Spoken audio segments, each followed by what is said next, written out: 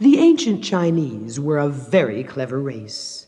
They were most expert in the devising of simple and yet effective methods of torture. One of their most famous is the water method.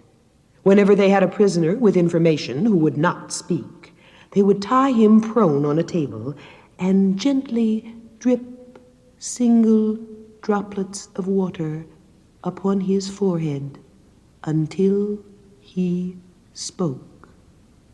It never failed.